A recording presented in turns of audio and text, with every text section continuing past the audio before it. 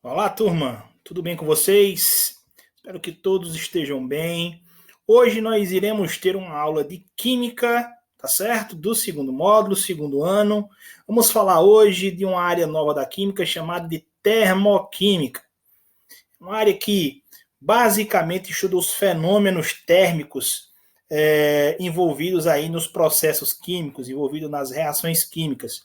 E hoje a nossa aulinha é bem básica, bem curtinha, e nela iremos investigar o que são processos endotérmicos e processos exotérmicos, tá certo? Caneta e papel na mão, pegue aí seu caderno para fazer suas anotações, assista com atenção essa aula e vamos lá. Bom, a primeira coisa é saber o conceito, né?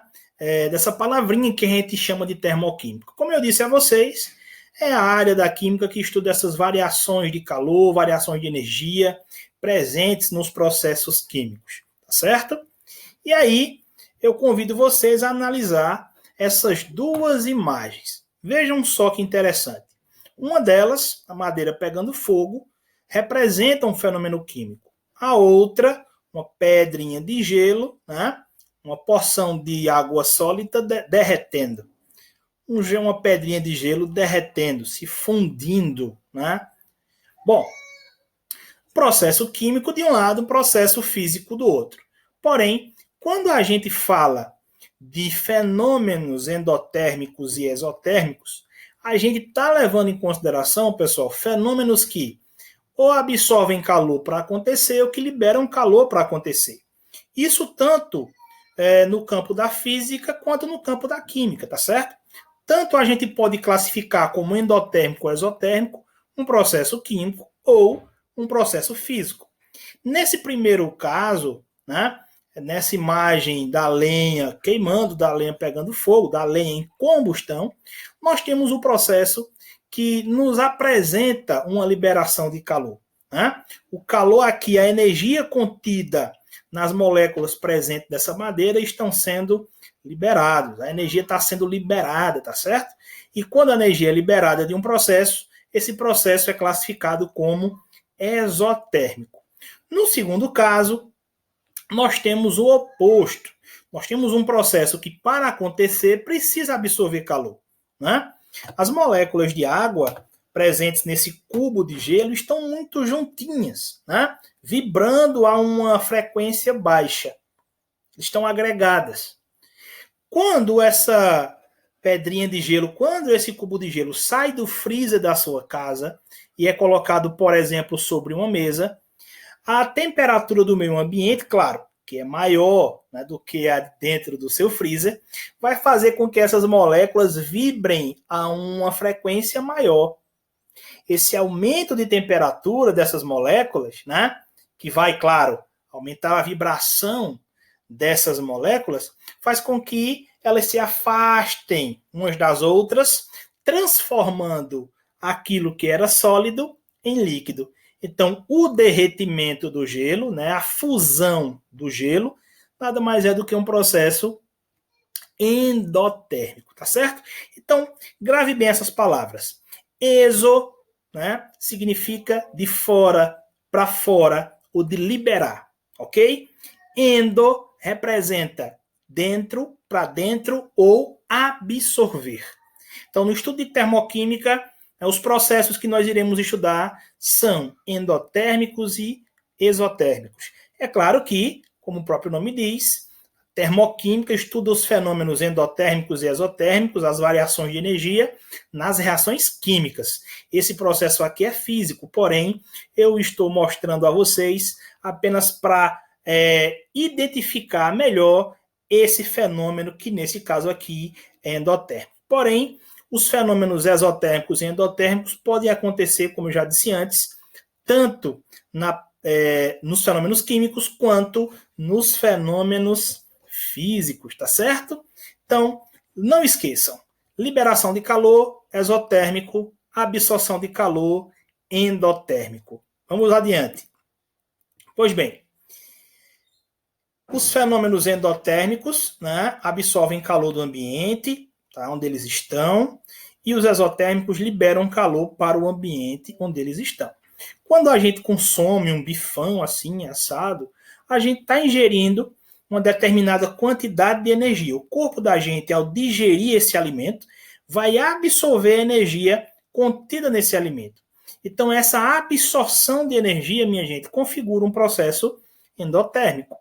Já na fogueirinha de São João que está chegando, diga-se de passagem, né? Nós observamos aqui a presença do fogo. E claro, minha gente, toda expressão de fogo, ou seja, toda chama que representa combustões, queimas, são exotérmicas. Não existe nenhuma queima que seja endotérmica. Toda queima, toda combustão é exotérmica. Grave essa dica aí, tá certo? Muito bem. Vamos passar adiante. Nessa tela, nós observamos uma coisa que é muito importante de ser notada, tá certo? Quando se estuda os fenômenos endotérmicos e exotérmicos. Aqui nós não temos um fenômeno ou fenômenos químicos, nós temos fenômenos físicos. É isso mesmo. E é muito importante que a gente analise, né, a variação do calor em processos físicos também, à luz dessa classificação de endotérmico e exotérmico. E eu gostaria muito que vocês prestassem atenção nessas mudanças de estado físicos da água, tá? E analisassem comigo quais são endotérmicas e quais são exotérmicas, tá ok? Vamos lá. Analisem. Primeiro, vamos observar os nomes que representam essas transformações, né? A transformação de sólido, né, para líquido representa uma fusão, tá? Transformação de líquido para vapor, tá? Chamada de vaporização. Só que essa transformação, pessoal, pode acontecer de duas formas diferentes ainda, né? Por exemplo, aqui a passagem lentamente da água, né, para o seu estado de vapor é chamada de vaporização. Porém, se a gente colocar uma panela, né, com água sobre a boca de um fogão na água e acendermos essa boca do fogão, a água vai aquecer e com o tempo vai ferver. Essa fervura também corresponde a uma passagem de líquido para vapor, né? E nesse caso não é chamado de vaporização, é chamado de ebulição. Quando há fervura, há ebulição, tá certo? E nós podemos ainda ter um caso ainda mais agressivo, né? Imagina você colocar uma panela, né, vazia sobre a boca de um fogão aceso. Essa panela vai esquentar e quando ela estiver bem quente, se você jogar uma gota d'água, essa gota d'água irá evaporar quase que instantaneamente, né? A gente percebe que essa evaporação é mais violenta ainda do que a ebulição. E ela chama-se calefação, tá certo? Então a passagem de líquido para vapor pode acontecer por vaporização, que é uma maneira bem lenta, né? Quando a gente estende as roupas no varal, a água daquelas roupas vai evaporar lentamente com a temperatura do ambiente.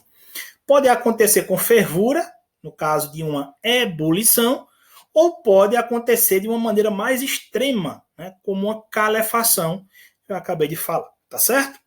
Pois bem, bom, nós podemos ter ainda a passagem de sólido para vapor, sem passar pelo estado líquido, né?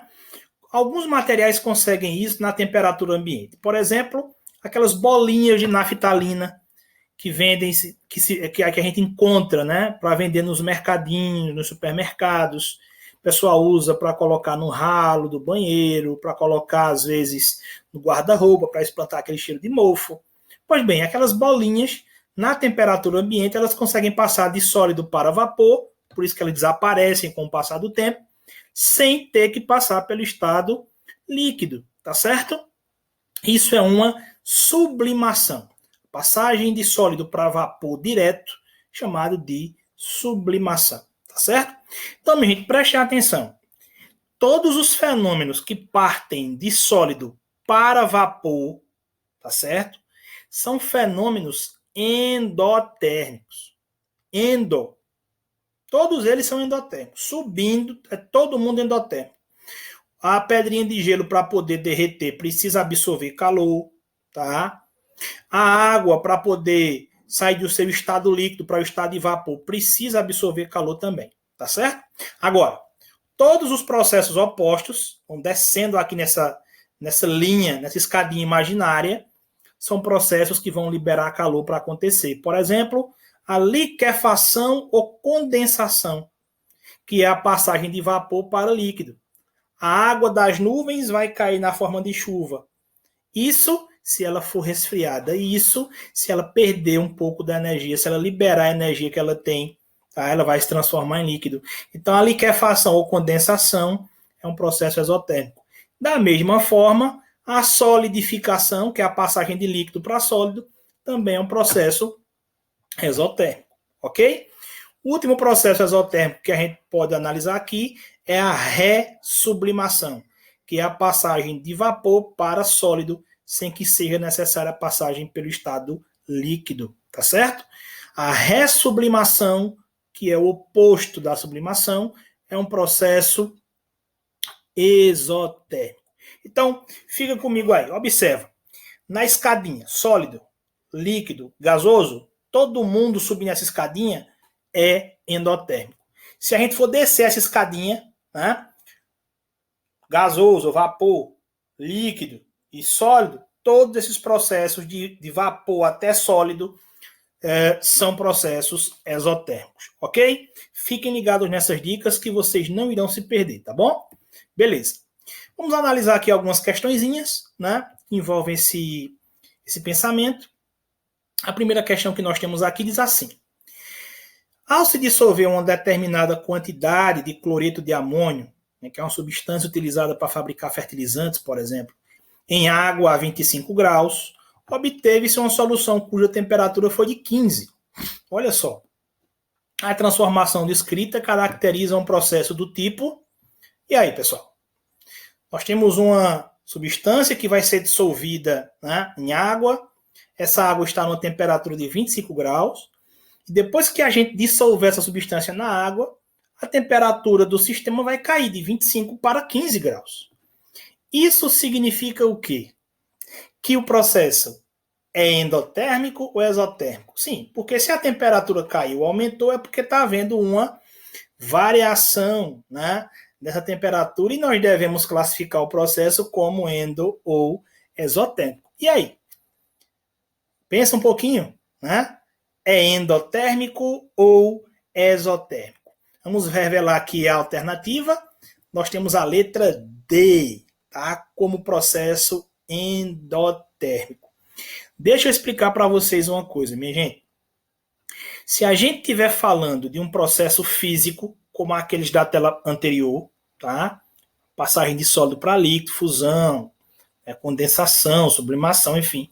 Se a gente estiver falando de uma mudança de estado físico, pense da seguinte maneira. Na mudança de estado físico, se o material aquece, ele é endo. Tá? A pedrinha de gelo, para poder derreter, para passar para líquido, deve absorver calor, ela deve esquentar.